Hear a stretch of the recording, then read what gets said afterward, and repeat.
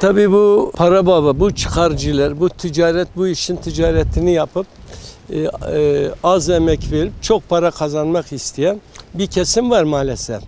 Bunu da hem Siirt halkına, Siirt çiftçisine ve Siirt fıstık üreticilerine gerçekten büyük bir zulümdür. Çünkü Siirt fıstığı kalitesinde ve İran'da hiçbir yerde Siirt fıstığı kadar güzel bir fıstık, proteini yüksek, kalitesi yüksek bir meze olarak yoktur. Ama ne yapıyorlar?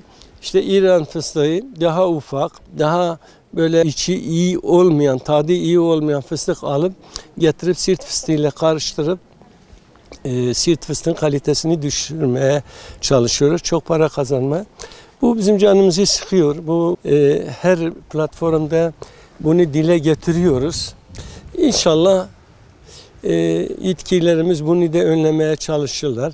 Özellikle İran tarafından gelen aracıların, getiren toptancıların daha çok kontrol altına alınıp bir tedbir alırlar.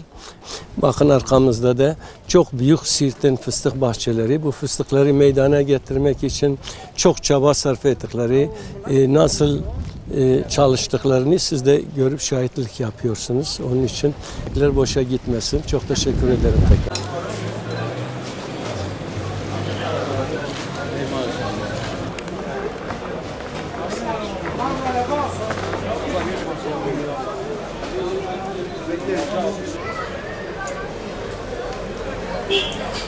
Paranla al sen.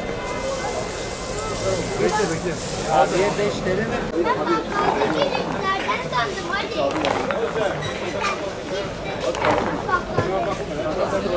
Ama gölge ben bu beyaz.